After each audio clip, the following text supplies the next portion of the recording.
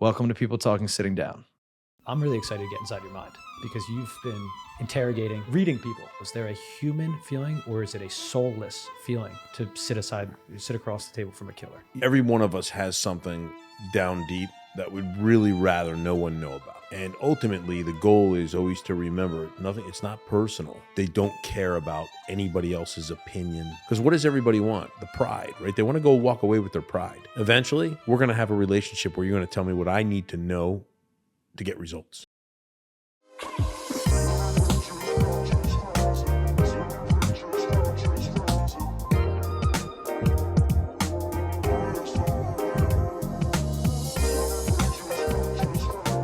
What up?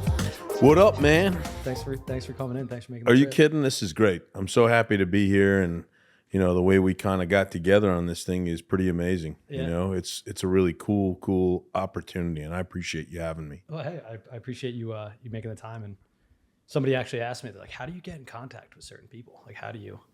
And I said, my brother sent me one of Julian's episodes. I found one of your episodes, listened to 3 or 4 of them, and then crazy to think about it over the year. It's been a couple of years now since you first went on. Yeah, and I think you and I talked about it. I fought this stuff off for a while. I mean, so much so that Julian and I actually had some words. I could still remember I was coming off of a golf green, and he called me and said, "You canceled again. Yeah. You're an ass." And I was like, "Hey, F you, Yeah.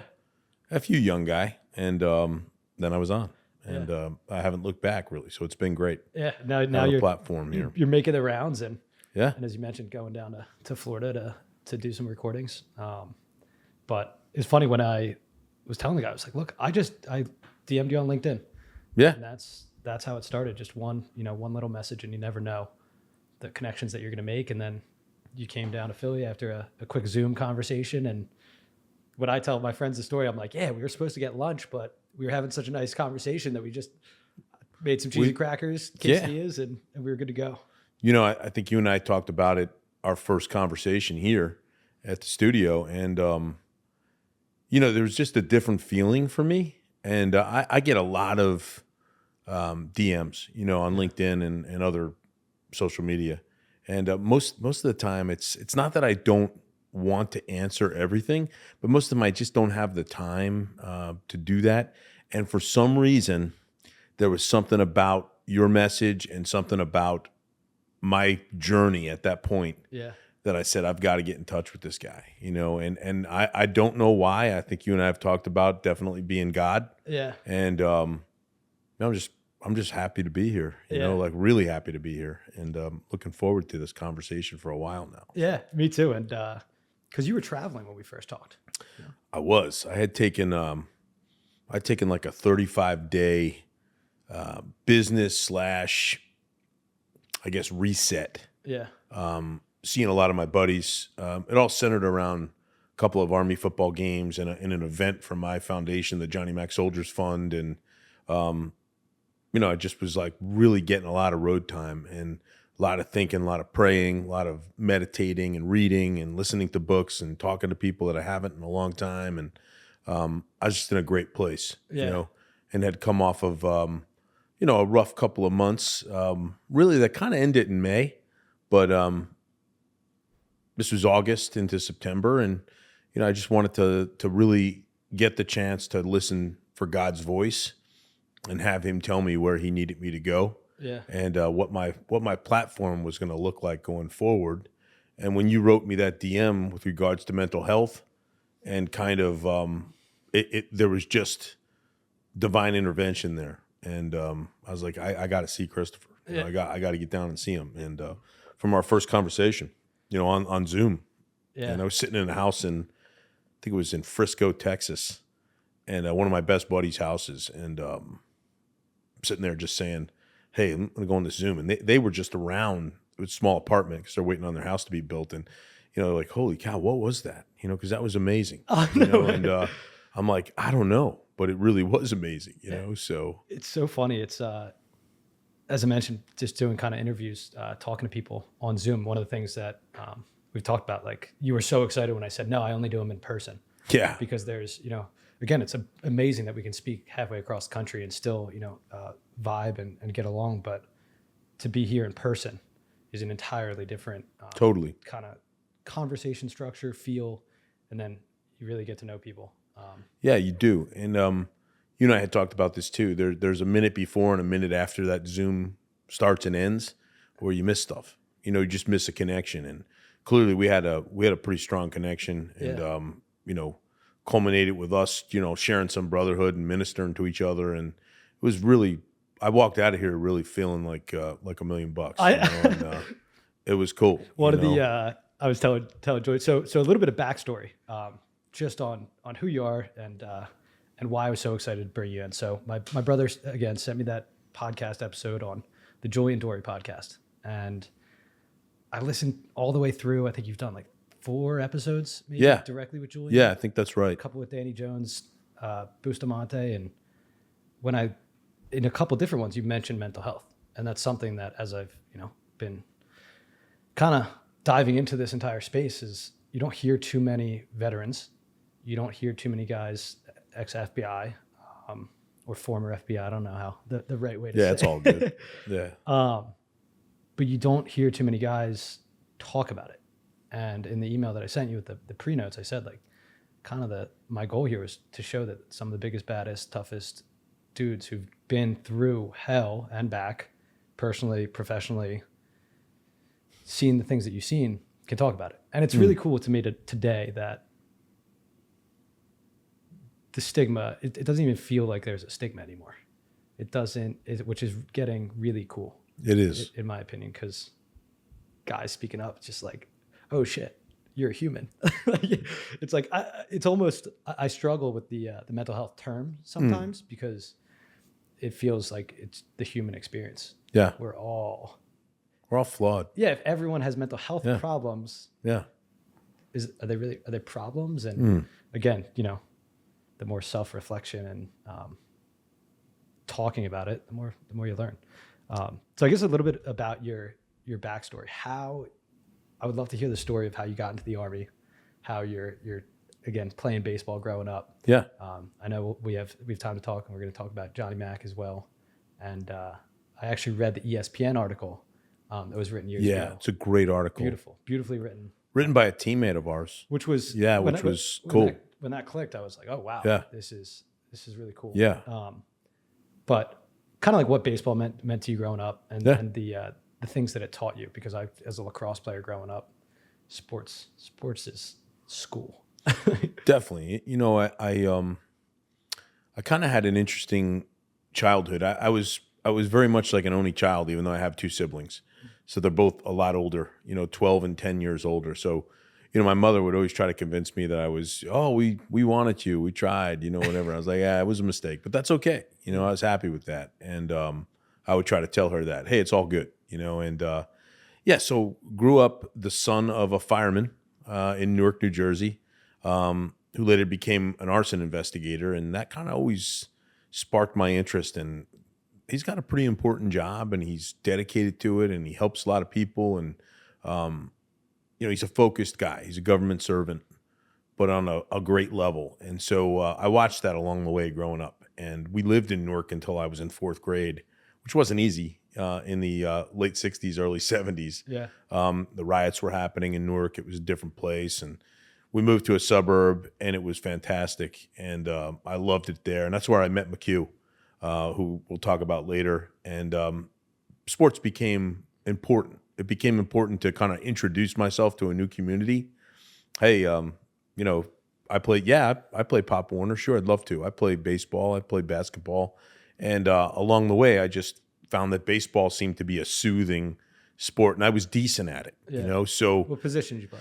I was a middle infield. I played some third. I pitched. I loved pitching, but I played third base, played a little bit shortstop, and I really just enjoyed the pitching aspect because it was challenging, and I could throw decent, and I could hit the ball pretty well. And then got into high school, and I really became a pitcher. That's kind of what I was. I was a high school pitcher, and got some interest from a couple schools, but the one that really reached out a few times, and it's a funny story, reached out to say, hey, we really want you to to play baseball here, and it was a guy, Coach Bill Permakoff, and I don't even know if he's still alive, but he wound up just staying through my freshman year at West Point. So he recruited me. I went to the prep school, which was at Fort Monmouth. I spent a year there. Great. I think it was the greatest year because it helped me mature. I was a very young senior. I turned 17 halfway through my senior year of high school. So went to the prep school, played ball there for a great coach, Eddie McCrae. We had a nice team, a nice bunch of guys. Got up to West Point and came on, walked on, not even walked on, but came onto the field during what they call Beast Barracks, the first 8 weeks or so. And I could still remember, we were out at this place called Round Pond in the middle of Beast Barracks, like 3 or 4 weeks in. And Carl Tappert, another one of my buddies and classmates at West Point, came over. He said, "Hey, did you check the list?" I said, "What list?" He said, "You and I are the only 2 freshmen that made the varsity." No way. So I was like, wow, excited, and just played for the 1 year. I didn't play longer than that. I felt like the academy was a challenge academically, and I didn't want to let baseball get in the way of doing better academically. So as a freshman, it was great to get out of there for the year. Yeah. Kind of take some trips with the team and do spring break with the team when everybody else wasn't getting spring break as a freshman at that time. And then after my first year, I just was like, you know what? I don't have time to do this. Yeah. And I haven't looked back on that at all because it really taught me kind of discipline of having practice, doing what I had to do at West Point.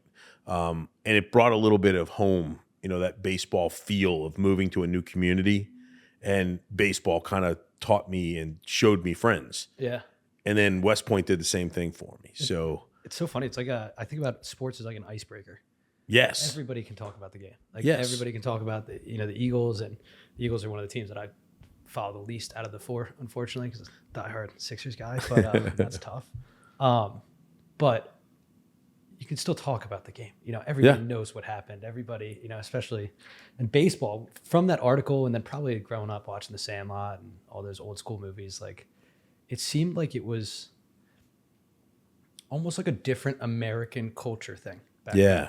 There was more the town getting together, the celebration of the summer ball, things like that, and that's Field of Dreams. Yeah, I mean, bringing together the dad, the whole father-son aspect with the game of baseball. Yeah, with going back to the teams, the redemption of this.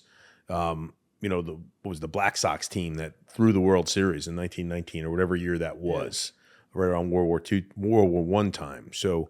Funny because I'm glad you read that article on ESPN, written by Jeff Bradley, who was our teammate during my high school teammate, and McHugh and my American Legion summer ball teammate. And he wrote a great article, and he based it on John McHugh had one of his sister's kids, his sister's middle kid, Tom Edwards, played professionally. Actually was drafted by the Orioles and wound up playing for a couple years in the minors, like in the AA or so. And that was a strong connection for John with his nephews, with baseball. The funny thing about McHugh, we get up to West Point, and John's a recruited soccer player. He played there all 4 years. Was captain of the team as a senior. Actually got benched as a junior and fought his way back. Resilience, just, humility, never prideful guy. And John actually was probably the best baseball player in the class of '86 that didn't play baseball. So interesting. We were in Beast Barracks, and I convinced him to come over for batting practice one day. Just come over and hit a couple balls. Come over and hit. Nah, I can't. If the soccer coach, Coach Navarro, sees me, I'm going to really be in trouble. I don't want to do that, whatever. So I convinced him one day. He puts a batting helmet on. He hit 4 just rocket balls into the gap off the fence, and he took off running, he's like, I can't get caught. And Permakoff, my coach, was like, who is that? Who is that? And I was like, I don't know, sir. I don't know, coach. I have no idea. He goes, yeah, you better find out and let me know, because that kid's a better hitter than all of you guys. So, that's too funny. Yeah, so it was cool. And again, ties me into John, through sports. Yeah, yeah. And that's one of the things, and we're going to really dive into it a little bit later, but something that I try to pick up on quickly with people is their relationships with others. Again, their relationship with their family, how they grew up. And when you speak about everybody, you speak with such love and intention, and it's so gracious. But when you speak about John, there's something different. Yeah. And I think that, you can tell, you can feel it again, the being in person, you can feel it. And I can feel it right now. you Yeah. know, and that presence in your heart. I would love to honestly probably just jump right into it and tell a little bit about his story. Yeah. Because it's one that, as we sat here on the couch when we first hung out, I was in tears. I mean, it was, it really brought the reality of war to my attention, because as a 28-year-old, we haven't really seen, we were a little bit too young during 9/11. And social media wasn't the same way. Yeah. Now it's really in your face. Yeah. But the reality of war, the reality of death, and the reality of you know, Intense. exactly. Intense. And, part of the trip that you and I kind of first talked on was, it kind of came to me during the trip, but I wasn't planning necessarily on anything during that trip. I just was kind of going with the flow and making Hampton Inn reservations as I went and figuring out where I was going to stop along the way. So we had, and I'll just tell a little bit about the Johnny Mac Soldiers Fund, and then we'll kind of get into the John story. There's a bunch of stuff, but and for those that don't know John or don't know the story, I would love to just kind of set the table for his life and who he was as a man, as a friend, as definitely. A brother. So John was Irish Catholic kid who lived in just the next town over from me, and we met during Catholic School League basketball against each other, playing against each other, and just knew of him and always knew of him. And then later, not long after that, we met up at the, we had these 8-foot rims at one of these local elementary schools. So we played dunk hoops. Yeah. And, we're probably like 12, 13, 14-ish, and we would play all day in the summers down there, waiting for baseball practice or a baseball game. And there was a whole group of guys, not only from his town, West Caldwell, but from my town, Roseland and Essex Fells and different towns. And so I really got to know John well. I got to know the family well. Mr. and Mrs. McHugh were like a second set of parents to me. We go over and eat lunch at their house or go up to my house and eat lunch. And even went on vacations together. The families spent holidays together. Really were close, a close-knit group of families. And ultimately, I was a year ahead of John in school. So that's why we could both go to West Point from the same area. So what happened was I went to the prep school for a year. John was finishing senior year of college. He got directly into West Point, and we kind of met up at West Point, and we're so happy that we were together. Yeah. And John was different. He was a leader there amongst a bunch of leaders. There was a good buddy of mine, Anthony DeToto, that would tell this story about the first day at West Point. First day at West Point, you get sworn in, you do this parade, you get your uniforms, your haircut. It's a whirlwind of time. And you can't believe you what am I doing? This is stupid. I need to go home. It's July 1st. You missed your whole senior year summer, right? So, it's funny and interesting. And Beast Barracks for us was pretty intense. And both of us thought about quitting along the way. And we would meet at chapel, once a week. And mostly because there were cookies there. So we eat our cookies and then talk about, man, this place sucks. And, I hate this place and the whole thing. And then we became very sentimental about representing our area in New Jersey at West Point and doing the best job that we possibly could going forward. So we're both there, we're classmates, so our parents become closer. The families become closer. John's brothers are like my brothers still. His sister's like my sister. His nephews are incredibly close. I'm incredibly close with both of them. Both of them are Secret Service agents, so which is cool. So God bless them for, having to follow Joe Biden around, but we won't get political. And ultimately, we went our separate ways after graduation. Went to each other's weddings. His widow, Connie, is an amazing person. Her mother was my high school bus driver, which I find hilarious to this day.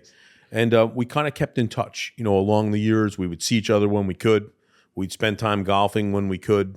We'd spend time just talking about sports and kids and what was happening and what our careers were like. And, I had gone into national security and then ultimately into the FBI. So we had conversations there. He was a successful Army officer, aviator. He was a Black Hawk pilot. Because the article said that he was like the highest rank. He was the highest ranking officer at that time, in 2010, killed in combat. And so John had gone for a 2-week. John's job at the time was what was the Battle Command Group, it was called. Their job was to transition one division to another division. So be that continuity. And at that point, I think it was the 101st Airborne was leaving Afghanistan, and the 10th Mountain Division was coming into Afghanistan. John's job was to simply take the leadership and say, here's the mission. Here's the things that are going on. Make sure we have continuity. Do you understand? Yes. Did you tell them everything? And then it was a 2-week stint. He'd do that often. And then he'd come back home. Simple. Yeah. And that was going to be kind of his swan song in the military. He had bought property in Alabama to build on in retirement. He has 5 beautiful kids. And he went over on May 18th, 2010. And within 15 minutes of him landing and getting in an armored bus, a pickup truck packed with TNT and explosives hit them and killed them all 18 of them. And so at 46 years old, John was killed, and he left behind a wife, Connie, his parents, his brothers and sister, his nephews and nieces, and his 5 amazing kids. So Michael, I think Michael's now 35. I just saw Michael, 35, maybe a little older even. Michael's an airline pilot for Delta Airlines, also a veteran. And then Kelly, who's pregnant with should be having her second baby here shortly. And she has her first is Johnny, named after her father and my buddy. And then you've got Kristen, who's the third, and then you've got Maggie, who's the 4th child, and then you've got all married and beautiful kids, and then David, who's a freshman in college now. So what we did as a class at that point was we kind of looked and said, what do we do for these kids? Military is not very generous with regards to insurance and the things that they should be more generous with, VA, the whole deal. Taken care of. They really don't. And they don't do a great job of that. So a bunch of us said, what do we do? And the mission was, let's try to help these kids, these 5 McHugh children, with college. That was the initial start. And it was a small group of us that talked about that. And I could still remember the conversation in the hallway at the Army-Navy game.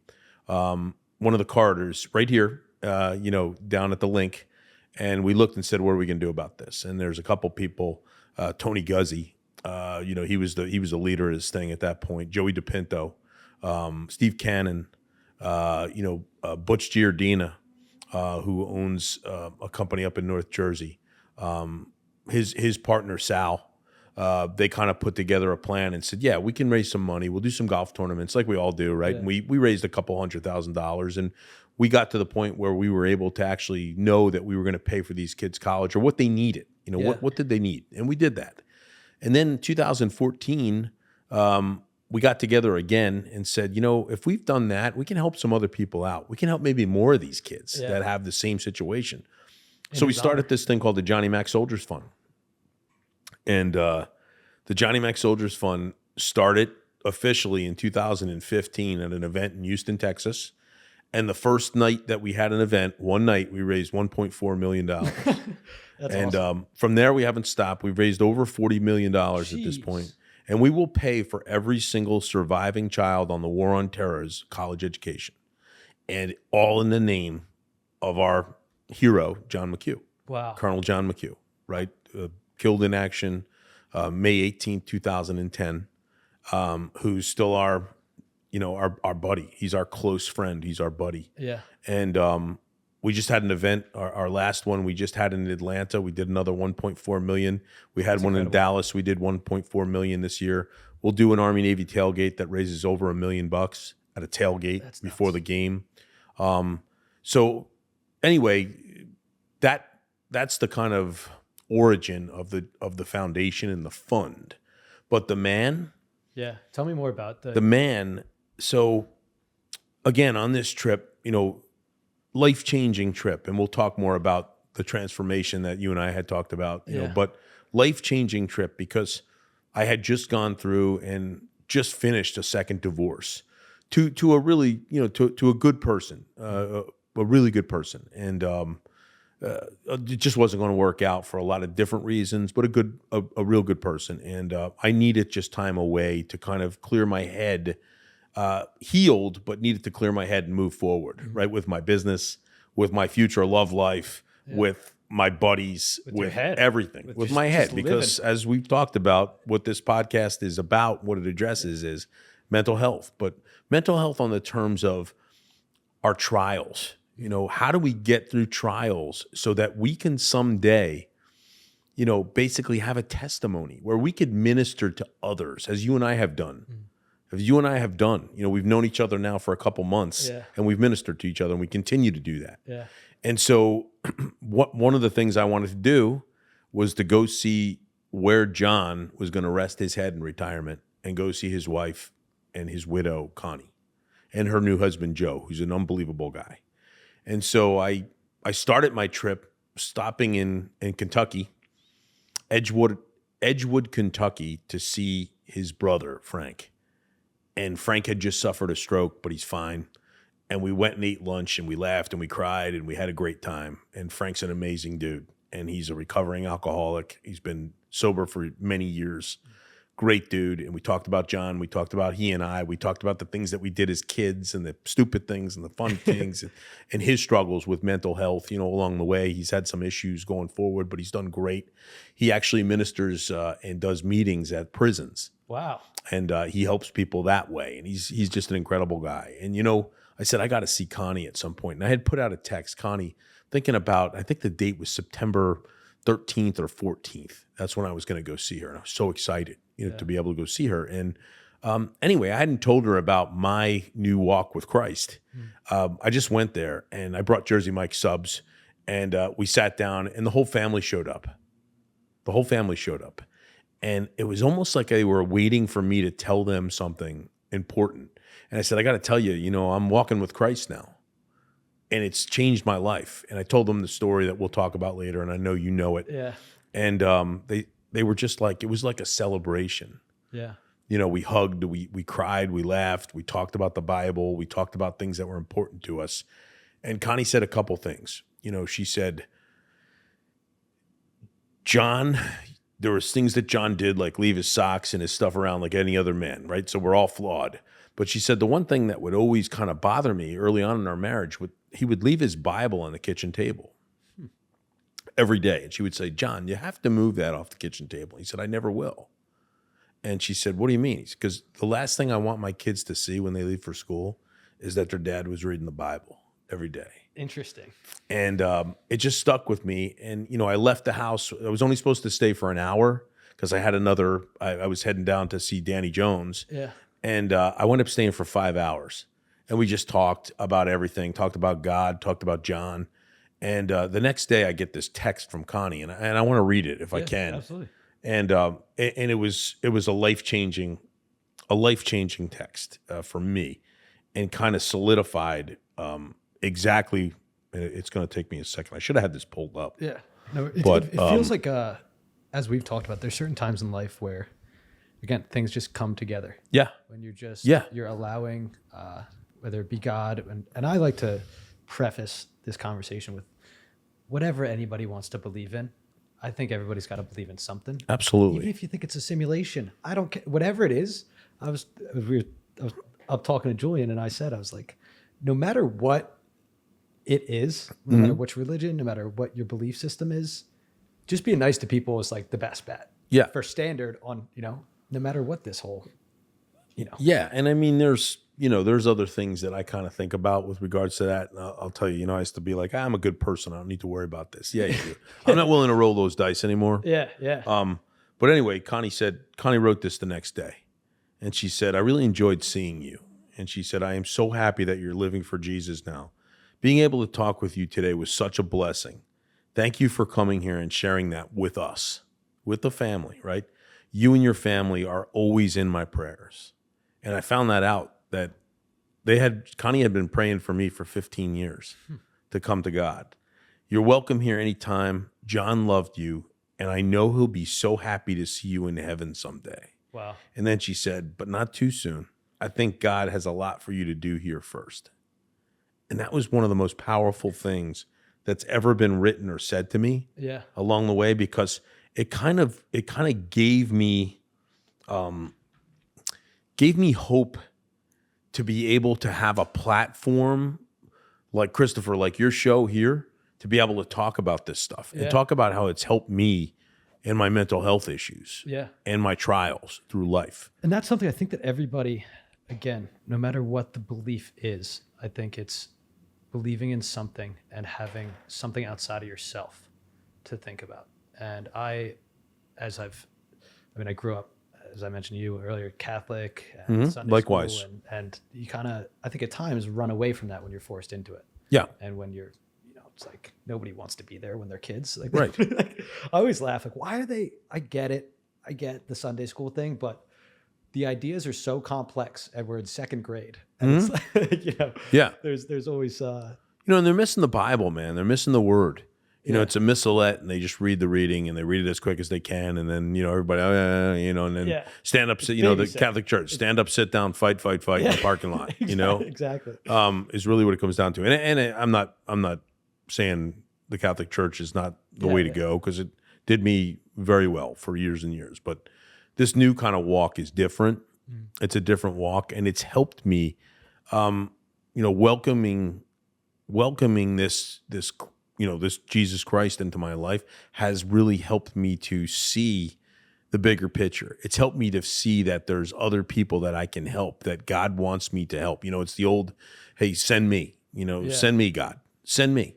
And let me, your will, not mine, your timing, not mine. Yeah. And that's been powerful for me. And John McHugh and Lorianne Whipple, who we'll talk about later, but they have, they continue to minister to people in this world, in their small world, through their death, both of them.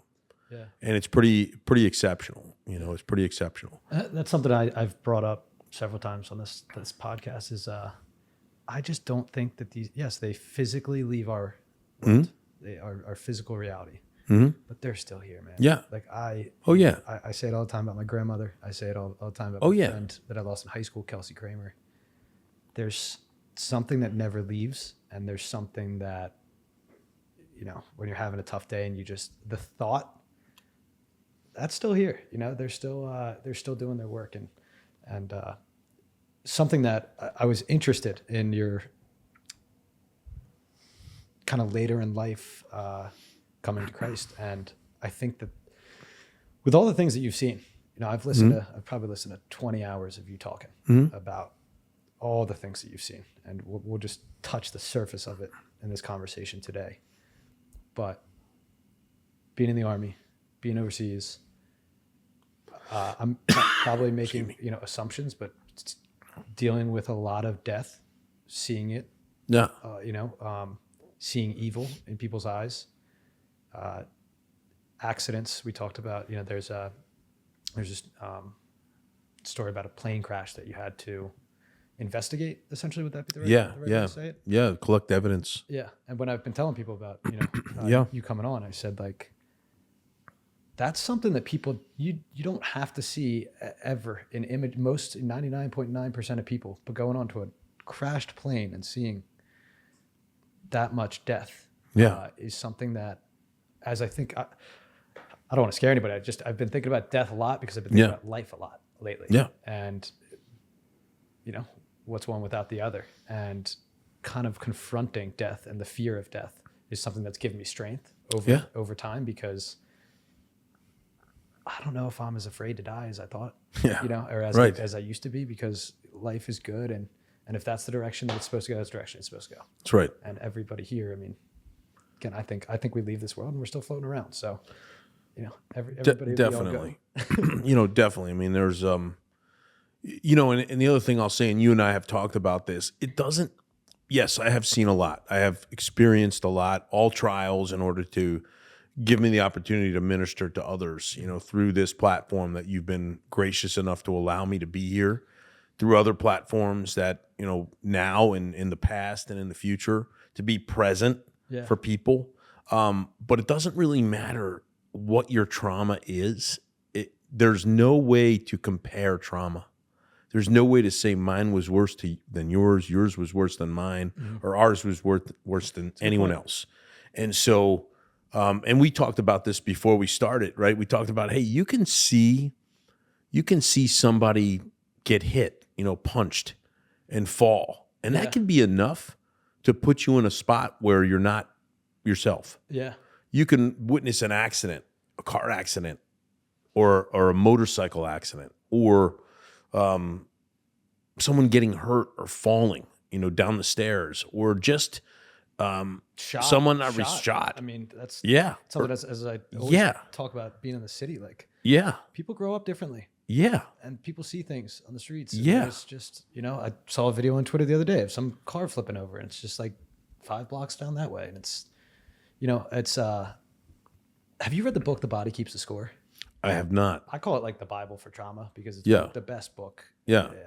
The way that it scientifically explains things, the way that it explains things from a spiritual realm, gets into yoga and different things, and how trauma lives within the body. Yeah. And there's these things that are like critical periods. So if you're, say you're coming off of a new experience, again, you just land overseas, and then something happens that day. Well, your brain is becoming malleable in that first day because it's a new experience. Sure. So your brain's reading the outside world, and it's softening up because it's saying new things. Let's learn new things. If something happens that day versus if something happens in 3 months, there's gonna be a difference. So it's like not only what you see, but the state that you're in, whether it's, again, I mean, childhood is a lot of what a lot of people, definitely. Again, the book says it's like, I don't know, the amount of people who have alcoholism in their family, domestic violence, like it's most people is, not just those two things, but some form of trauma. Yeah. And I like the way that you talk about it, where it's, yes, you've seen those things, but other people, have seen things too. It could be the simplest thing that triggers someone that doesn't necessarily trigger someone else, but it doesn't make it any less important in their mental health issue, in their trial. And I find that it's kind of that amongst veterans, if we take the group of veterans or even law enforcement first responders, when you see a group of those folks together that have seen some things, there's very little detail discussed. Because the memories are so vivid for that person that you don't really feel comfortable bringing out detail. However, what you do know is just the feeling, the sense of, I can see it in your eyes. I've had people come up to me randomly in public places that have said like, hey, I know, you okay? Yeah. And I now have a sense for that to see there's something wrong. There's something that person is suffering with. And it might not be a veteran or a wartime or a first responder issue, but there's definitely something there.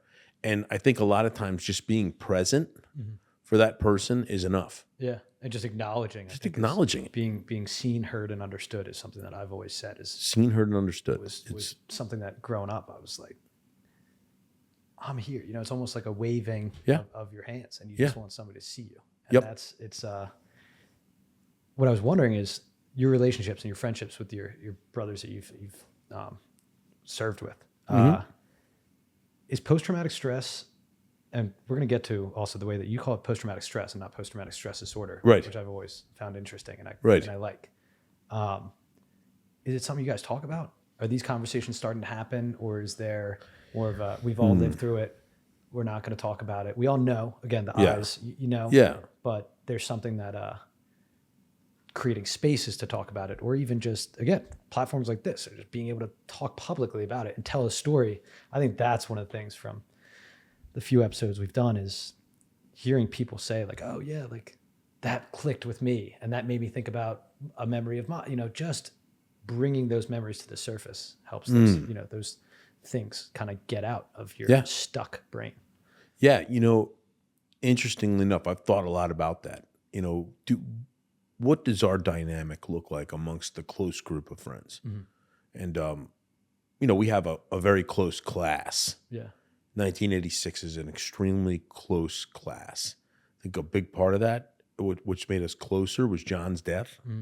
But at the same time, people have asked from other classes, they will say to us, like, what's the secret? There's really no secret. What I find is that we truly love each other. Yeah. So we're present for each other, and whatever that trial looks like. And it's not, many of us have not served in combat. Many of the class have not, just the way the timing was of the class. There was the first desert, and then, folks got out, or folks went on to move on to industry or move on to different pieces. So they missed that 03, 04, 05, 06, time frame, after 9/11. My thing was I continued on in service with other agencies that put me in positions, quite frankly, that were more significantly stressful and dangerous than I was probably during most of my time in the Army, interestingly enough. Yeah. And I think a lot of us fall into that spot where we do get our identity on the post-traumatic stress side is just in the developing as a person with the thought of other people that have been through that. Yeah. And we want to be there and be present. So I think it's not really talked about as much as just we're there for each other. This is a tight-knit group of people, all from different backgrounds, all from different levels of success, however you measure success. I have different ways of measuring success. Most people, what society says, it's the things you have, it's the money you make, and it's the house you live in and whatever. I think that is 1,000,000% nonsense. And I used to be jealous of it. I used to kind of be like, why can't I? Until I realized meaningless. It's what you do with that stuff that makes a difference. And I can tell you that the guys in my class and the girls in my class that have made it on that front are the most giving people you'll ever meet. Yeah. So we get it, right? So that's, I think, our kind of assistance for each other is not so much on the post-traumatic stress side, but that what do you need? When someone's down and someone needs, and I just went through this time, so I can tell you that my friends rallied. Yeah. And that helped me to rally for others and want to rally for others. So this 35-day trip, in addition to just being, incredibly valuable to my own mental health, I also found myself able to minister to others. I found myself in a position where I fell in love again. Yeah. On a trip without even having physical contact with the person. And that has been, there's another God wink. Yeah. She's a strong, faithful person. And we've just been able to connect, on that front. So I think what I'm trying to say is don't put off your trials. Don't think that the world is ganging up on you or there's no way out of it. Embrace your trials because they will become your biggest successes down the line. You will have a story. Yeah. You will have a testimony. You will minister to others through these terrible things that you go through. And when you have the opportunity to then look back and say, wow, that's the best thing that ever happened to me. And here's the reason why. Right? Not easy. Yeah. But if you believe in God and you believe that his timing, his purpose is for us to minister to others. And, I don't want, listen, that's my testimony, right? I believe in God and I'm not willing to roll the dice ever again in my life. And I just know because I can tell you it's the only way for me. Yeah. And that's something like I think whether it be religion, whether it be working out, whether it be meditation, whether it be talking with friends, this for me is therapeutic. This is grounding for me. This is and you do it well. Thank you. You do it really well. So it's pretty impressive. I have such a good time doing it and to be able to meet people like you and again have these human connections. I will probably take your podcast to a lower level, but No way. The grounding sense of everybody needs something to hold them down. And as I've gone on this journey of starting this podcast, it's a roller coaster. I haven't been working in a full-time role all year since January 26th. It's been hard to stay connected. That's why I've said Julian's name 20 times. We'll talk about Julian and your relationship with him as well. But Julian Dory, man, just getting to meet him, getting to talk to him and hang out with him, that was grounding for me, because it was, so there's somebody else. This is the first person I've really gotten connected with in the podcasting space and he's years, ahead of the game. But it was grounding. It made me feel like there was something to hold on to. And that something was the vision of, hey, if I keep doing this, I can get to where he's getting. And also,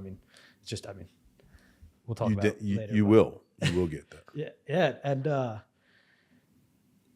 again, whether it be, that's something, the first episode that I did here, I'll forever, they're all my favorites for many different reasons. But my friend Tommy came in and told the story of how he overdosed twice in one day and went through an addiction really bad, as kind of almost around as bad as it gets. That F word that is all too common these days, I do. But he's 6 years clean, and he came on and just talking about the way that all the things that he's seen and going through AA. So like beforehand, I read most of the AA book. I went to a meeting, and what I realized was like, oh, that's everybody's grounding 3 days a week. It's, there's a little bit of God stuff in there, but it's something to keep everybody together. And I went and got pizza with the guys after and girls, and it was this community, this something to hold on to. And I think that that's something that most people get through work. And that's the 9 to 5. And that's why, we're going to get into J3 a little bit later too, but doing what you're doing as an entrepreneur, going out of your own. It's cool. It's awesome. Everybody wants to make their own schedule, but it's lonely. Yeah. It's hard. It's It's scary, and failure's on your back. And to take a little bit of a left turn here, I'm really excited to get inside your mind because you've been, interrogating terrorists. Is that an appropriate way to say? Absolutely. Interrogating criminals and sitting across from people just like this in a little bit of a darker room, maybe. Yeah. Not much different. But reading people is what you've done essentially for a very long time. What is it, and this is going to be a weird question, but what is it that you see in people's eyes that's common, even if they've taken the wrong path? Taken a path for evil? Is there a human feeling, or is it a soulless feeling to sit across the table from a killer? It's not much different than any of us, really. And I think that's, for me, every one of us has something down deep that we'd really rather no one know about. Yeah. And the job, the calling for a good interviewer is to get that. And to get it so that there's still room for some type of relationship, whatever that relationship might look like. And there's techniques, and there's things that we do, and there's ways that we do things that we do. And ultimately, the goal is always to remember it's not personal. It can't be personal, although you might really want to hurt a person. You really might not want to have anything to do with that person. But the role says, I've got to get inside your head, your soul. I've got to figure if this is ego, whether or not it's pride, which is most of the issues, is prideful things. When you step back, we've all seen it. When you step back from someone who's angry, who's just victimized in your personal life, who doesn't listen to anyone about any advice, who goes about things the way they're going to go about things. They don't care about anybody else's opinion. They are angry from the start, and their default is anger. Mm-hmm. That's what you see in their eyes, these people, right? So there's a reason behind, we spend too much time trying to figure out who's to blame, right? Who's to blame for this? Is it the mother? Maybe it was a friend or a brother. Yeah. It's not what it's about in the job that we do. It's less about the blame. It's more about getting results, right? Like my buddy Tony Guzzi said about military foundations. You know, he said, look, everyone has good intentions, but you have to get results. You have to get results. That's the job of an interrogator. Get results. So what are some of those You know? techniques? And I know you've talked about mirroring a Yeah. little bit. Mirroring is very important, and you could try it in your personal life. Yeah. And I've talked about this before, but just whatever it looks like, you know, to whatever you're doing. If you're right now, you're holding your hands underneath, you know, Yeah. I would just do that because you start to relate to me a Yeah. little bit more, right? We're both wearing black hoodies, right? We're both kind of talking a little bit about, you know, when you told me yesterday you were wearing all black, Yeah. I put on all black, I put on black, right? That's funny. So, because I think we relate better that way because we have something in common right out of the box. That's so, we You don't know? perceive it. Yeah. We don't consciously think about it. And you never will. And that's the, A good interrogator never lets that happen. yeah. A good negotiator never lets that happen. It's just a relationship that we have, right? The mirroring piece, the minimization is even more important. Because what does everybody want? The pride, right? They want to go walk away with their pride. So if I tell you what you did really wasn't that bad, I kind of understand, or I start telling you, I understand why you did that. You know, I don't know if I'd be able to not, you know, I might do that myself. Yeah. Even though I know that's not the case. Eventually, we're going to have a relationship where you're going to tell me what I need to know to get results. Yeah. And I imagine with people that, again, anybody who takes a life in that way, one of the questions that I had kind of, thought about beforehand was, what's going through these people's minds? Like, what is Anger. like, and that's the thing. Anger. It's just like, Godless. how do you, and that's the thing is, how do you, It's the enemy, man. we're all human beings. Yeah. I believe that this world, we're all, part of one thing that we don't understand yet. And we're trying to figure it out and everybody's looking for it. But it's like, that exists out there in the world. And the world Evil exists. I was watching the Sylvester Stallone documentary last night, movie thing, and he just, the one cut where he's like, the world's a mean and nasty place. And It is. It is. And It we're is. unfortunately seeing it today with the wars going on and a lot more things, here at home. But I guess seeing all of that nastiness, again, people, an accountant goes to work every day that crushes their job and lives a great life with a white picket fence. Like, they don't see parts of humanity, and seeing death, seeing evil, seeing that anger, And they may see anger, right? I mean, they might see anger in their life. They might see a partner who's just disagreeable and is angry all the time. That's their hell. Yeah. Interesting. It's kind of like, how do we get to a point where our default is peace? Yeah. Right? That's the goal. That's the human goal, right? Is to get to the point where, and however you do that, however that makes sense to you out there, the audience is listening and they're all thinking about that. How do I get to peace? What does that look like for me? So I don't default to anger. I default to peace. Boy, that's a hell of a good way to live. Yeah. And whatever that looks like, it might be God, it might be meditation, it might be, exercise like we talked about. It might be other things, family, being around your kids, being around your grandkids, being around your girlfriend, being around your ex-wife. I don't know. I don't know what that looks like, but that's the goal, is to get to the default of peace. I think when we talked a little bit about before, what do these terrorists, what do these criminals have in common? They can't get there. So the default goes to anger. And once you cross that line, once you do a little something, the next thing's not that hard to do. There's no going back. That's from my, again, little tiny understanding of these kinds of people,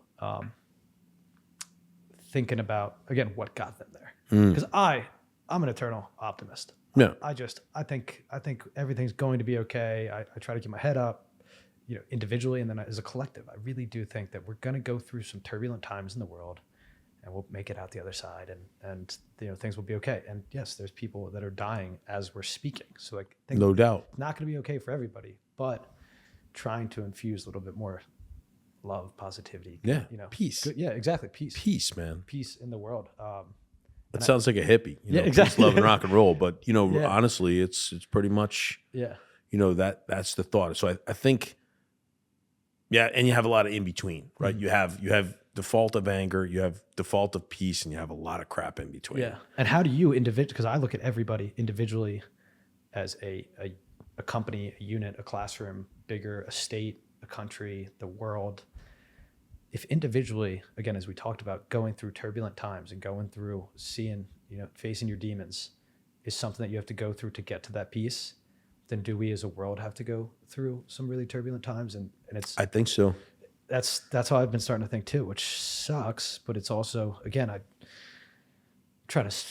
get overwhelmed in my head all the time, but I try to figure out, do you need to have evil to have good? Do you need to have the devil to have God? Do you need to have, Yeah, whatever, that's left, right, whatever it is, like do you need to have division to have unity? And these are all concepts that. I think so.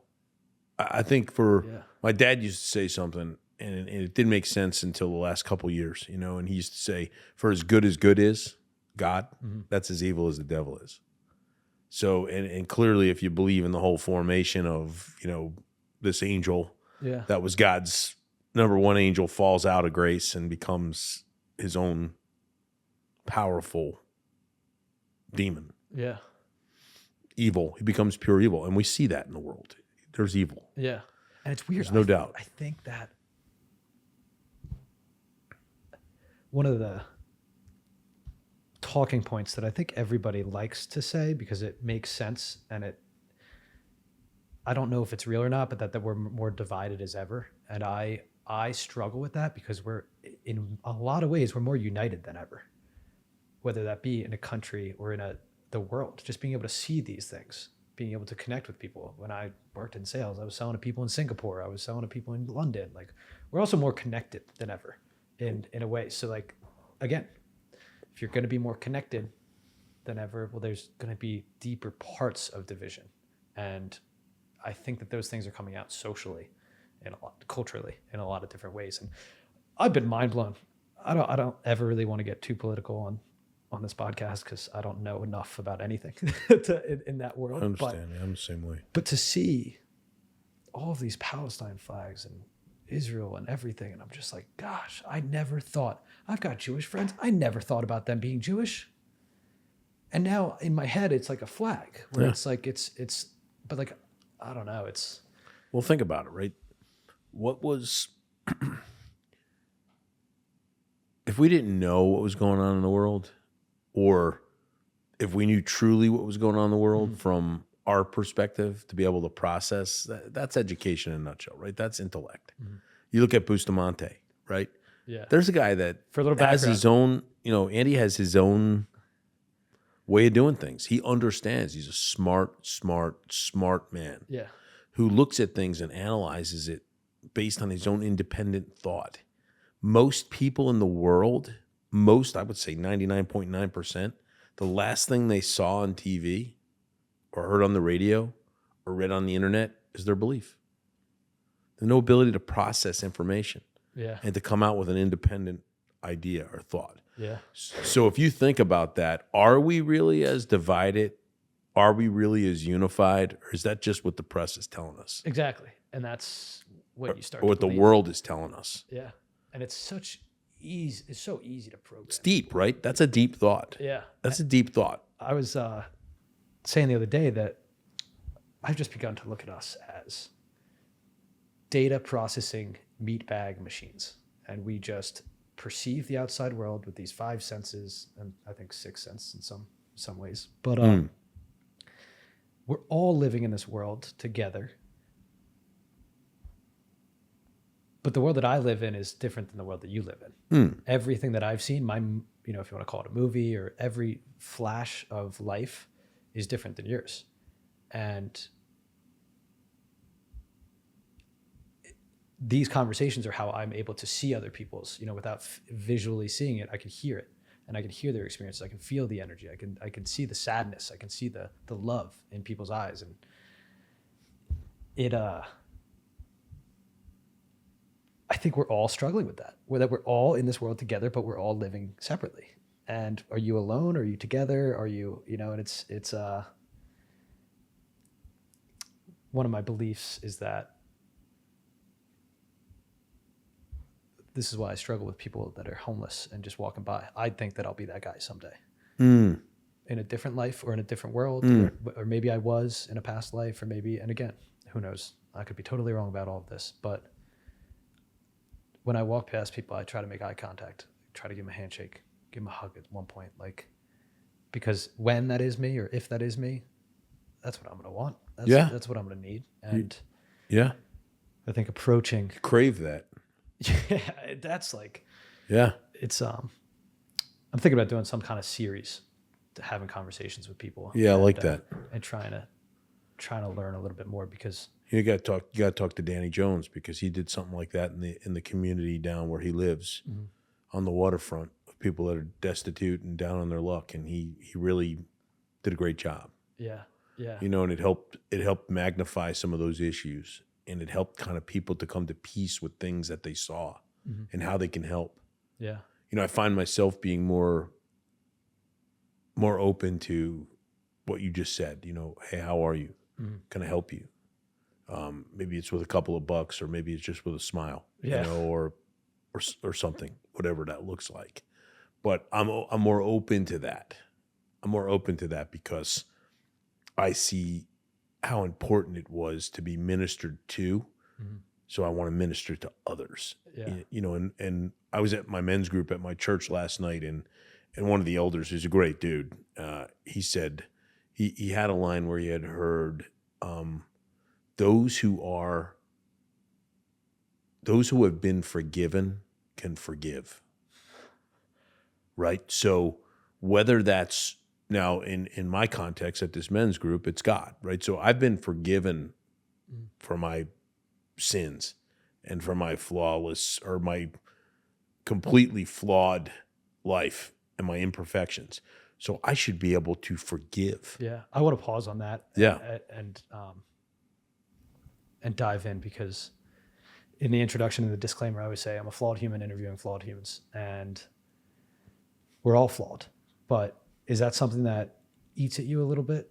Is it something that, even if it's not in this present, Used to. yeah, if not this present moment, something that kept you up at night, something that, All the time. I lived my life full of anxiety. There was never a moment where I wasn't worried about something. and what? Anything.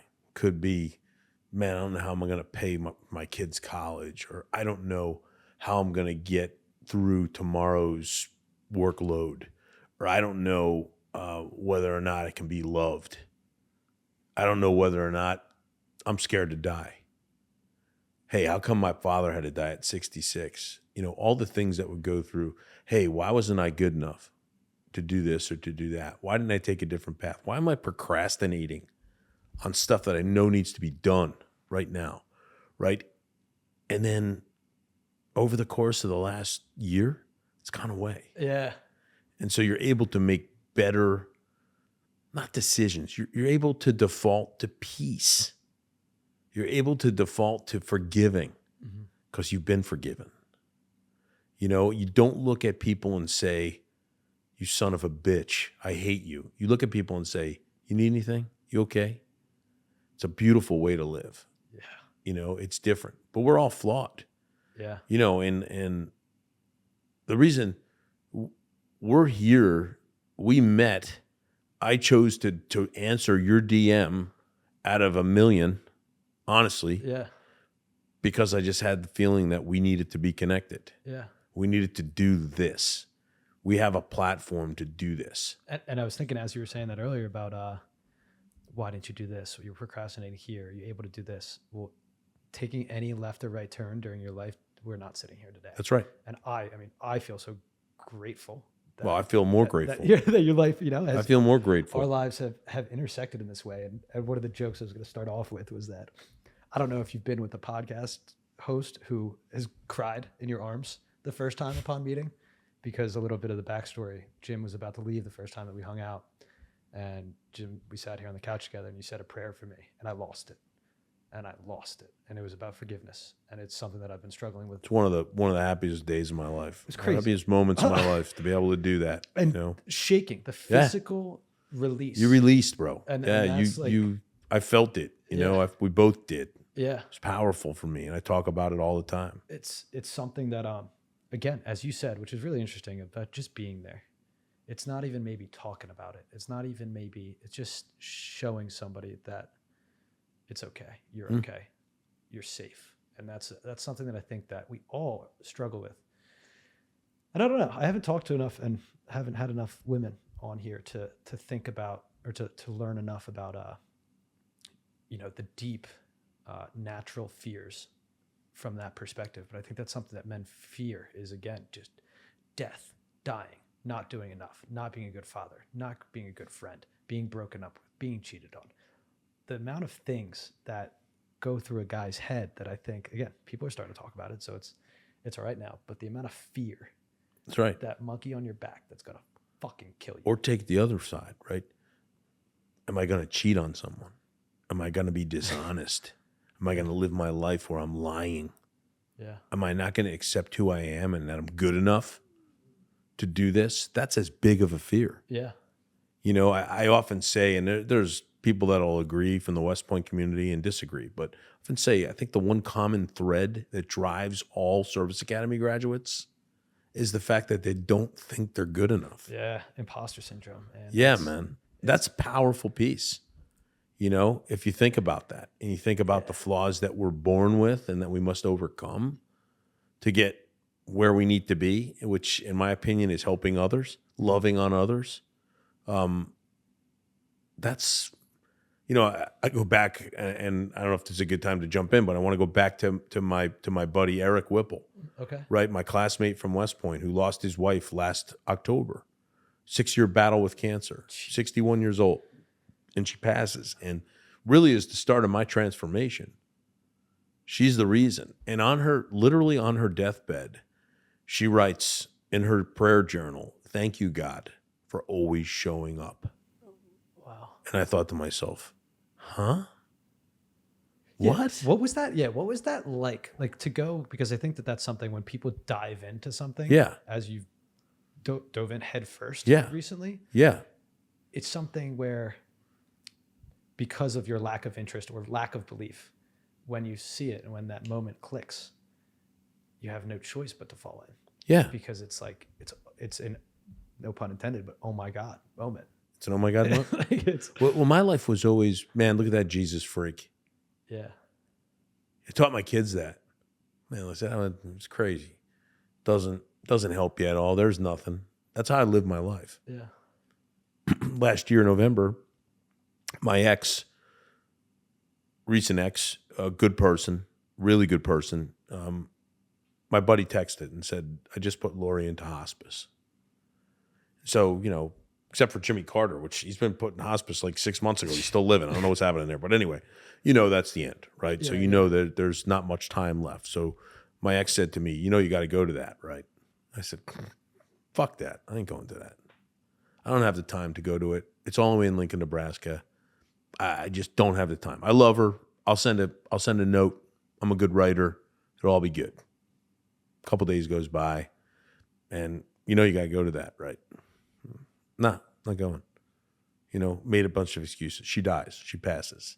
He texts, "Hey, Lori passed this morning," or I was with her, and I call one of my best buddies, Stan Olson. He's living in Chicago at the time, and I said, "Hey, Lori Pat?" "Yeah, I know." And he says, "I'm going. Do you have any of the arrangements?" I said, "Yeah, it's this Friday night." And this was maybe on a Monday. It's this Friday night, but it's in Lincoln, whatever. And he says, "Well, you going to go?" I said, "Nah, I'm not going to go." He said, "Okay, I'm going to go. I'm going to go." I said, "All right." So maybe half a day went by, and I said, "You know what? I don't know what was driving me, but I said, I just found myself in the car. I jumped in my Jeep, and I went out to Johnstown, PA, which is where my other best buddy, Shane Downey, lives, and stayed overnight with him for a night. And I said, "Hey, I'm going to Chicago. I'm going to go to Lincoln. I'm going to go to this wake and this celebration of life." I said, "I don't even know what the hell it is. We're Catholic. You just go to a funeral. You go to a funeral parlor, and you sit around there, you cry, you tell stories, you laugh. Nobody really talks about the person. Yeah. And then that's it. You kind of go home." And he really had things going on in his life that he couldn't do that. And jump in the car, drive to Chicago from there. Get to Chicago on a Thursday morning. We play golf that afternoon. We jump in the car early on Friday morning, and we're driving to Lincoln, Nebraska. And it was a great ride. 7.5 hours. He said to me, I said, what's up with and never pushed it on me or anything else, what's up with this whole you with the God thing, and what is up with that? It's bothersome, man. It's annoying, actually. And they say, hey, this is what I think. Because your lack of belief at that Yeah, point. lack of belief, no belief. Like, yeah, why would God take this young woman away from her daughter and her husband who loves her and they have a great life and she suffered for 6 years? What kind of God is that? Got to be kidding me, right? That was my thought. And the whole way out there, I talked about all my problems. My marriage is over. My this, my that. I'm not making any money. I'm doing my business, my this, everything. This one doesn't like this one doesn't like the whole way out there. And he kept saying, well, you got to really turn. There's one answer. It's God. And he was very just steady on that, right? So we're about a half hour out from Lincoln, Nebraska. And I said, yeah, you know what I mean, man? I don't need any of that stuff. And he looked at me and he said, it sounds like the way you're living your life, that's working out really well for you. Right. And I just was like, I literally said to him, like, you know what? I don't want to talk about it anymore. Just shut up. Yeah. Shut up. So now we pull into the hotel. I should be sponsored by the Hampton. Pull into our hotel to Hampton. We're sharing a room, Stan and I. And we throw on our suit. We're going to go over to this church to do their version of a wake, a Bible church. Sorry, man. No, you're all good. And anyway, we walk in and it's a big lobby. Keep in mind, there's where I'm at. My headspace is like, the hell with this, the hell with this. There is no God. There's no way this could be a fair thing that this great woman died and everything else. And get our suits on. We walk into this church, and they're having the wake, at the church before the celebration of life the next day. And there's probably about 150 people in the lobby waiting for a 5:00 start time. And the person in there says, hey, how are you? If you could sign in, that'd be great for the family so they know. Yeah. There's curtains blocking the area where she's going to be laid out, right? Where she is laid out. There's curtains so nobody can see in or out, right? Door flies open, okay? My buddy doesn't look at anybody else. He just looks at me, and he comes running towards me. He wraps his arms around me and hugs me and says, I knew you would be here. Oh. And I said to myself, there's something to this. And at that point, I kind of changed a little bit, and I started thinking like, wow. And then, we went out to dinner with a group of my buddies that were all there. We took some great pictures, and, we talked about Lori. We talked about her struggle. We talked about her faith, how she was as a person, that the fact that she prayed for all of us that were there over the course of her illness. And I started talking to my buddy Eric and his daughter Emily, and it just was like, whoa, I'm feeling something different. And there was almost like a rush for me. The next day we go to the celebration of life, and I'm now starting to become on fire a little bit. Like, I'm like, whoa. And I go into this thing and they show these pictures and they're singing songs, Christian songs. And I'm like, I kind of like this, and they're showing her notes, all her prayer journal and what she did. And then Eric gets up and Eric eulogizes his wife. And it was probably the most incredible 20 minutes of my life to that point. Wow. Listening to him talk about this woman that he worshiped and that she worshiped him, and that he knew that he was going to see her because he knew she was in heaven, and he knew that's where he was going too. Yeah. And we listened to that. I kind of laughed. I cried. And as he was speaking, my buddy Stan leaned over to me and he said, you see that right there? I said, yeah. He said, that's what I want for you. And I was like, whoa. So we left and we started to drive home to Chicago. And now think about it. I had not only 8 hours from Lincoln, Nebraska to Chicago, I had another 9 from Chicago to New Jersey. And at that point, I just wanted to know what all the questions that I had for Stan, like, how does this happen? What do I have to do? How do I find a church? Yeah, where do I How do start? I find people that are going to be like this? How does this feeling stay within me? How do I pray? What do we do? How do we do this? And this is in November. And so I wind up, and my life was in absolute threads. I knew that a divorce was imminent. I knew that I had to start thinking about sustaining myself, financially, physically, mentally. And God put this wake. He had Lori went back to her maker exactly at the time that I needed a hero. I needed God. And she was that for me. Mm-hmm. And I have not looked back. It's been now a year, which I can't believe. And the way my life has transformed and through trials, I had some difficult times when the divorce became real, and then the process of going through the divorce, the process of then negotiating it, and then ultimately by the time the divorce came to be, I was good. I was making money. I was living on my own in a beautiful apartment. I had Kristen, who I've been dating now for 2 months, who is an unbelievable person, and truly the love of my life. Third time is a charm. Not that I'm married yet, but probably will be at some point, and that's good. And just the fact that I could come to you after the secondary trip, which was the trip we've talked about in the beginning, and just be open to helping, to being here, to be witness for you, in what you've been through in your trials, which are significant, and your audience doesn't know that much about it, but it's significant stuff. And you're going to help, you have helped, and you're going to help a boatload of people. And the platform that you've been given and I've been given together is through God. God has given us this platform to do this, right? He has. And he believes in us, and he believes in what we're doing and why we're doing it.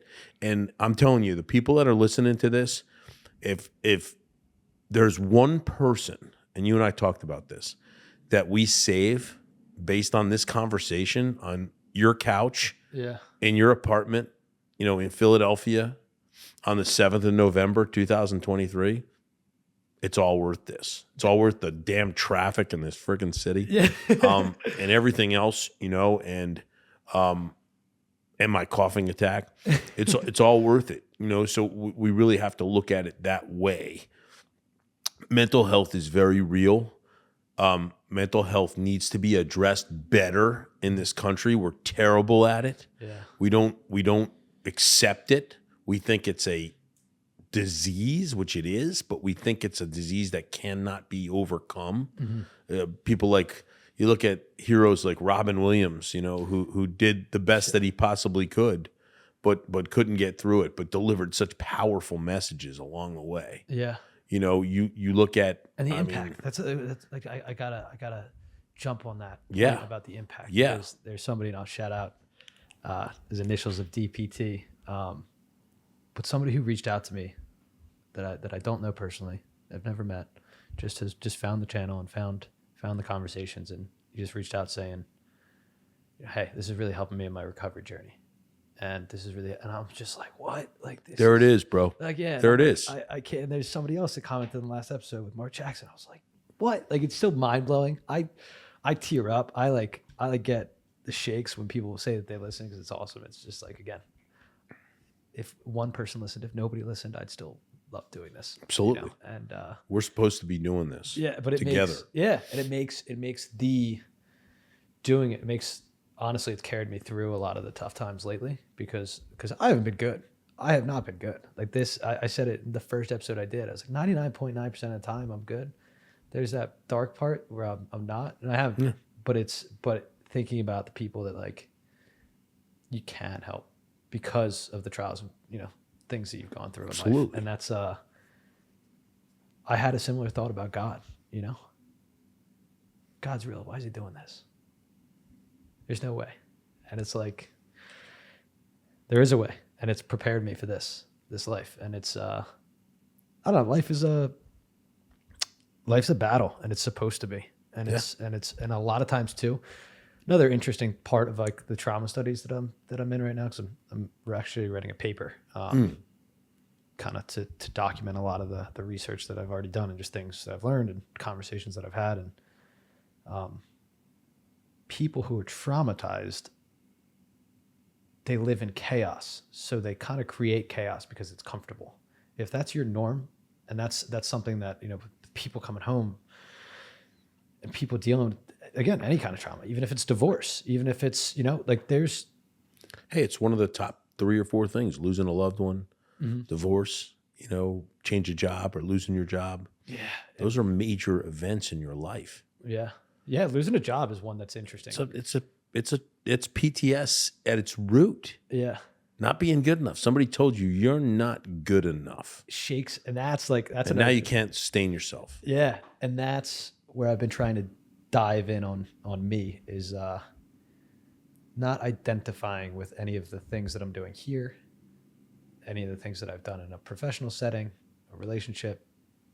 When you tie yourself to those things, when those things get taken from you, it's shattering. Shattering. And I've felt that. And again, I think love is something that I love to talk about and love to discuss. And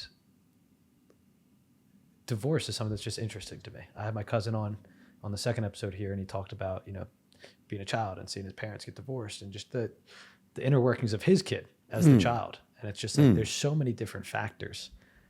And thinking about it from a person in the relationship perspective, you've invested so much time and so much love and attention and energy and sacrifices on both ends, and then it's gone. And to be direct, having dealt with that twice, and you've you write about it very beautifully and openly. Thank you. It might be a stupid question, but what does that feel like? What does that moving forward and moving on while still holding on to the memories? Because I don't think love goes away. Personal opinion. I don't think it goes away. There's always a piece of you, whether it's you had to crush on somebody in second grade. There's always, you just got, and whether that's romantic love or just friendship. People have falling outs and people just, again, but kind of as you mentioned, back to John McHugh about, reconnecting and different, guys that you met, like that love stays there. Definitely. And then it comes back out. And I think, feeling it in divorce is probably one of the most intense and painful ways that you can. It is, and it's different. And both of my divorces have been different. My feelings during both of them are different because I cheated on the mother of my children. I've cheated on her. Wow. And ultimately when you start a relationship based on that with lies, so I lied to my first wife to get divorced, and I lied to my second wife because I told her that I was living with my brother and that I was separated and I wasn't. So both sides of that caused different anguish for me. When is the other shoe going to drop? Yeah. When is one going to find out this? And then when is the second one going to find out that? And ultimately it became, and I loved them both. I loved them both deeply. Yeah. In their own, in the own type of, both relationships were different. Yeah. And they say there's something that I've just read recently, and it's all over the place about you love 3 people in your life. First one's young, very young. You're not sure. You don't even know what love is. And eventually, you go through the motions. And that was my first wife, really, and we're oddly enough now, because we have a grandchild together, we're friendly, we're never going to be, in love again, ever, but we're friendly. And, and we genuinely have a care for each other. If anything were to happen or something were to happen to her or something were to happen to me, I know there would be a care and concern. We share children, good children. Yeah. Right. And then the second one is kind of one where you really get hurt. You really get hurt bad. And I did. And I know she did too. Mm-hmm. And, at the end of the day, though, I look at it, it wasn't right. It just wasn't right for her or for me. Yeah. And this third one, it hits you like a ton of bricks. You don't never see it coming. You don't know that it's there or ever existed, and then it's there. Yeah. And it's powerful. And without the first 2 experiences, you don't have the perspective. Never. And I'm going to... never. You never get there, It's a tough question. Probably the toughest question I've asked anybody on this. But why did you lie? What were you scared of? I needed an escape. Mm-hmm. Okay, so instead of just being a man and just saying, I'm done, this isn't working for me, I need more, selfishly, right? Yeah. I need all selfish, but better than just lying and saying, or trying to get caught in a weird way. You know, I've never admitted to this anywhere, but I was trying to get caught professionally on the job doing something stupid that I wasn't supposed to be doing, and I was trying to get caught personally. Escape. Trying to escape. Instead of being a man and just saying, I'm done, or I need help on the job, I'm doing things that I've never done before that are really bad and that I don't want to do anymore. Instead of doing that, I lied. Yeah. And I'm pretty good at that because, you know, my experience has been in undercover and different things. I'm good at living different lives. Yeah. I'm really good at that. It's helped me. It's helped me survive. You've had to. It's helped me survive. Yeah. And quite frankly, to thrive, you know, ultimately. And, you know, the one thing that drove me out of the second marriage was there's a couple things. And you know, there's her side, there's my side, and in the middle, there's the truth, right? Yeah. But ultimately, she said something to me, without me, you would never be able to sustain yourself financially. That hurt. Yeah. You know, and I looked at it and I was like, can I? I was going to say, can I do that? Is that, and then kind of something clicked, and along this 10-month, almost a year journey, we were kind of done with the marriage. My opinion, she'll have a differing view, probably in, I'd say, February or March of 2022, right? And we just got around to kind of splitting up in you know, December of 2022. Yeah. And when she said you can't sustain yourself without me, something clicked. That hurt. Something clicked too, though. I was going to say, did you think at that point that there was any truth to it, or any, not like questioned? Like questioned. Can I? Yeah. You know? It's funny. I think that we,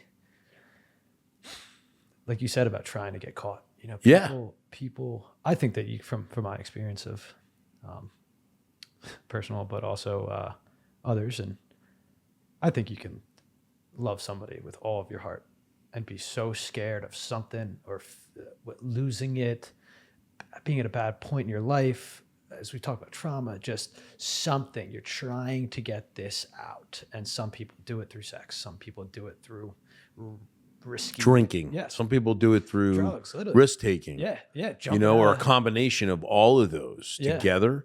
And a lot of times for me, when I look at now what I'm like, you know, over the course of the last 6 months, and there's no more pride. It's humility. I don't have to prove anything to anybody. Yeah. I don't have to do it anymore. And that is a great feeling. I was always the person, I got to get this one a job and help this one there and do this and make believe I can do that and say I did this and didn't really. I always felt like I could never just be me. And me, it's pretty good. Yeah. I've done a lot of stuff and it's pretty damn good, right? This comfort level of being able to do that is absolutely freedom and peace for me. Just freedom and peace. Was there any sense of, while you were lying, cheating, doing whatever, you know, you're not proud of, was there any point where it was balancing out all the good that you were doing? Because you were doing a lot of good with the fun. I forgot about the good. With that, and that's I forgot about the good, and I never had a good sense of how I felt about myself. You know, it was always that negative core belief of not being good enough, right? So that leads you to do some. Yeah. Listen, it's got a silver lining. The silver lining was I went to West Point. Yeah. Right.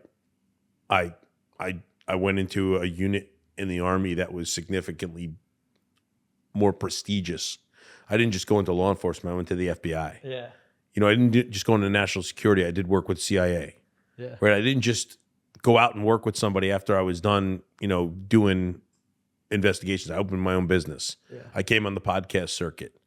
You know, I opened myself up to hurt, you know, and all those things were really good based on the fact that I didn't think I was good enough. Yeah. But now that I know that I'm exactly what I'm supposed to be, you know, there's a Gavin DeGraw song, I don't want to be anything other than what I've been trying to be lately.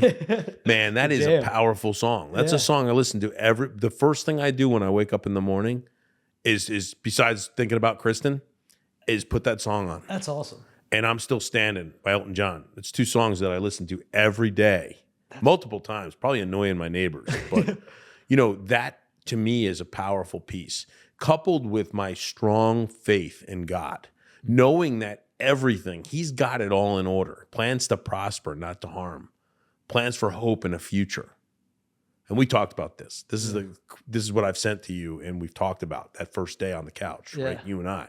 So when I think about where I am now as compared to where I was even 6 months ago, it's a different person. Yeah. It's a more driven, different person. Now I still struggle with procrastination, but I pray on that, right?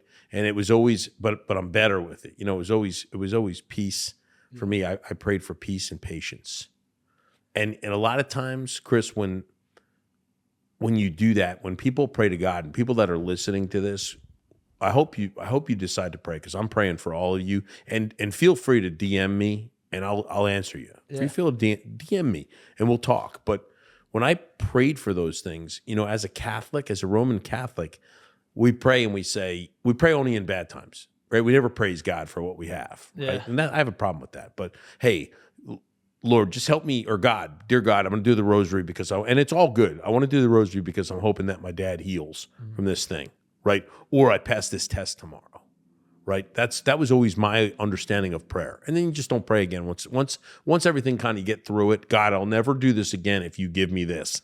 And then it goes away. And then I'm not going to, that's fine. All right, I'll pray for you next time I have an issue. What I've learned now is praying for patience and peace. God doesn't grant you patience and peace. He puts things in your path that will help you learn patience. Yeah. That will help you become more peaceful in your life. That will stop you from procrastinating by giving you a lot on your plate. Yeah. He gives you things to see what you do with the small, so that when you can do with the small that he gives you more and more and more and more. Yeah. Right? So that eventually he's expecting you. You have great responsibility now to him to find a platform to do. So I think that's the difference in me is I no longer have to just prove myself through pride. Oh, I did. Oh, I played. Oh, I ran. Oh, I interrogated this one. Oh, I knew this guy. Look at this picture of me with this guy. Look at that went away. And now it's more the humility of, I know I'm helping people on this platform with you today. When people listen to this, they're going to realize that there's a strong bond between you and I going forward. And that's going to make a difference. And even if it's in one person's life, which I think it's going to be a hell of a lot more people. Yeah. But even if it's in one person's life, man, we did exactly what God wanted us to do here today. Yeah. And it's I feel like I'm still in the middle of some of those struggles about that pride, about that, again, to look at who I'm talking to. Because this is something that I'm really excited about. I'm really proud of. I got to sit down last week with Mark Jackson, who I've watched on TV half my life. Watched him growing up playing basketball. Mm-hmm. I've talked about that. That's something that is really exciting. Yeah. But it's also remembering again why we're doing it. Yep. And it's kind of getting out of my own head, thinking about the greater purpose. And I do just want to backtrack a little bit. Sure. Because going to the core, I want to talk about that not feeling good enough. I think that's something that guys... A negative core belief, man. That is something that everybody deals with. But I have my own assumptions of why you felt that way. But what do you think that core belief was for you? What do you think, where did that start? Where did it come from? I think it was, I had a funny childhood in a great way. And I had a great childhood, but I was forced to grow up a lot quicker than I probably should have been forced to grow up. Nothing purposeful, but I told you, my siblings are 12 and 10 years older. Mm-hmm. And so I was an 8-year-old kid when my nephew, David, who's now 51 years old, was born, right? So I was an 8-year-old kid. And I can remember not being said, nobody said, oh, you should, but I can remember just like, hey, we've got to help, your sister. My sister was 19 and a baby, right? And I love these kids. I mean, we're more like siblings than we are closer, like uncle, nephew. You're closer in age than I am to my siblings, my actual siblings. So, but I remember saying, oh boy, I got to grow up here.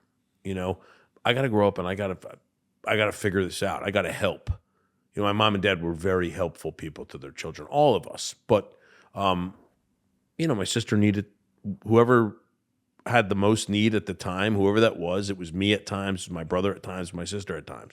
We had to step up and just say, yeah, let's go. So I always had a resentment for not having a childhood here. Not, you know, really down deep in my heart and in my brain and in my soul, I felt like, hey, I should have gotten more time. Like I should have been able to be the bratty little entitled shit that I was that I didn't get a chance to be, right? And so I think that caused me to say, I better hustle on this. I better do more. And when I found the same struggles that all of us find as kids, I said, damn, I'm not good enough. I'm not good enough to be respected or to be wanted or to be needed or to be the top person from my parents. That wasn't the case. Yeah. They didn't sit there and say, you know what, we're gonna make you feel like you're not good enough. But it's just what I assumed based on that childhood. And then, like I said, I drove myself to do better things, bigger things, more successful things. So along the way, I always was a person who kind of wanted to give props to other people because I didn't feel I was good enough. So let me call out how great this person is or how wonderful this person is. And, you know, not with, this is not, I'm not going to say this with any malice in my heart or any, but, you know, Sheila, who was my last ex, her husband died in the towers. He died in 9/11. You know, and it was tough for me because there's no way to compete with that legacy, nor did I ever want to, but I found myself out of character, like praising and putting that on, same way I was kind of in the house I was in. You know, he was up on a pedestal. Yeah. You know, he had done this and quite frankly, who knows what his life would have turned out to be? You don't know. Yeah. But ultimately, you know, the government in its wisdom decided to provide tons of money to these people, right? And you know, I have feelings on both sides of that. I don't know how to really look at that, but I did a lot of like soul searching and let me honor that. Let me be that, you know? And that was important to me at the time, but it's no longer important because I know in my heart, my accomplishments were just as significant. You know, I've been reminded by God, I've been reminded by friends about that piece. Yeah. You know, so that's a hard situation. I mean, it's a tough one. That's a hard situation to walk into, and anybody. And there's no excuse for the way I acted. I didn't act well with that. I made some mistakes along the way, big mistakes. Yeah. But at the end of the day, it's not an easy situation to be involved in any way. Reminders at every corner, every year, every you know, national. It's a national day of mourning. A siren, anything can be a reminder. Yeah. And that. And my buddy Johnny McHugh, what makes his life less valuable than any of those people? Yeah. Yeah, it's you know, it's a situation and the respect, although it may have been because you maybe didn't know how to process it and deal with it being in that situation. Didn't feel good enough. Didn't feel worthy of that lifestyle that I was given freely by my ex-wife, that I never felt comfortable in. Yeah. I'm a simple guy, right? So the sustainment thing. Yeah. I mean, you know, I enjoyed the golf club until I didn't. Yeah. Enjoyed the golf club until I remember just saying like, I don't deserve this. Yeah. What am I doing here? You know? I'd rather play on Fort Monmouth, you know, where I'm comfortable. I enjoyed, you know, the vacations until I realized my kids weren't with me. Interesting. Yeah. And there's